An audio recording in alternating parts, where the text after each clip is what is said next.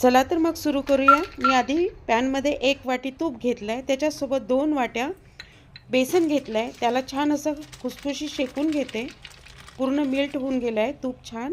बघा 2 वाट्या बेसन म्हणजे 200 ग्रॅम बेसन आहे। 100 ग्रॅमाच्या वरती तूप घेतलेलं आहे, साजूक तूप आहे। बघा छान असं पातळसर शेकायचं आहे, हलकंसं ब्राऊन होईपर्यंत शेकायचं आहे। त्याच्यानंतर मग मी अर्धी वाटी त्याच्यामध्ये गव्हाचं पीठ वापरते आहे, कारण हा गौरीच्या पानामध्ये ठेवल्या जाणारा पदार्थ आहे। पंचखाद्य लाडू करते आहे, त्याच्यासाठी मी काजू बदाम घेतले 50 ग्रॅम आणि किसलेलं खोबरं घेतलं 1 वाटी, ते पण मिक्सरमधनं बारीक करून घेतलं।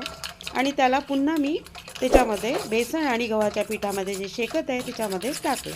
हलकंसं शेकायचं आहे आणि खूप व्यवस्थित असं ब्राऊन होऊन जाऊ द्यायचं आहे। आता बघा छान शेकून झालेलं आहे, असं दिसतंय तुम्हाला। आता मी दुसरा पदार्थ म्हणजे डावी बाजू, गौरीच्या पानामध्ये अनेक पदार्थ असतात, त्यातलाच एक पदार्थ, त्याच्यासाठी 2 चमचे मी पॅनमध्ये आधी तेल घेतलं आणि त्याच्यामध्ये अर्धा चमचा मोहरी टाकते। मोहरी तडतडली की 1 वाटी किसलेलं, आधी मी 7 मिरच्या कट करून घेतल्या बारीक, व्हिडिओ मोठा होऊ नये म्हणून मी त्याला दाखवलेलं नाही। आधी 7 मिरच्या मी कापून घेतलेल्या, त्या तिखट आहे, त्याला मी बारीक कट केल्या, त्या टाकल्या। त्याच्यामध्ये 4 चमचे तीळ टाकले, तसंच 1 वाटी खोबरं टाकलं आणि त्याला असं छान शेकून घेते। आधी मिरच्या होऊ दिल्या थोड्याशा तेलामध्ये, त्याच्यानंतर तीळ टाकले। आता मी शेंगदाण्याचा कूट 3 चमचे घेतलेला आहे। बघा आता किती छान असं होऊ द्यायचं आहे, त्याला हलकंसं जळू नाही द्यायचं आहे। त्याच्यामध्ये अर्धा चमचा हळद, थोडं अर्धा चमचा धना जिरा पावडर, तसंच चवीनुसार मीठ टाकलं। आता त्याला पण होऊ देते। आणि बरेच पदार्थ असतात की गौरीच्या डाव्या पानाच्या असतात, त्यातलाच हा एक पदार्थ आहे। बघा आता हे रेडी झालेलं आहे। आता तोपर्यंत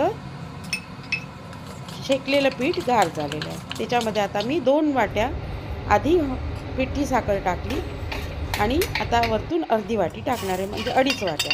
बघा व्यवस्थित काढून घेतलं, गार झालेलं आहे म्हणून, पण याच्यात साखर मिक्स करायची, थोडं कुणकुणं आहे, तर त्याने असं कसं रवाळ लागतो लाडू मस्त। तर बघा त्याच्यामध्ये वेलची आणि जायफळ पावडर अर्धा चमचा आणि उरलेली अर्धा वाटी साखर पण ॲड केली। बघा पीठ मळून घेतलं आहे छान। आता मी छोटे छोटे लाडू वळून घेते आणि त्याच्यानंतर त्याला कुठलाही शेप देऊ शकता तुम्ही।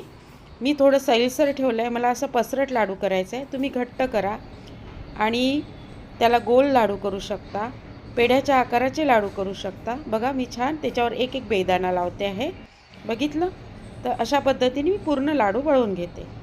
तर बघा लाडू तयार आहे आणि सोबतच डावी बाजू एक पदार्थ तयार आहे। तर तुम्ही बनवा आणि मला सांगा ही रेसिपी कशी वाटली। Thank you so much.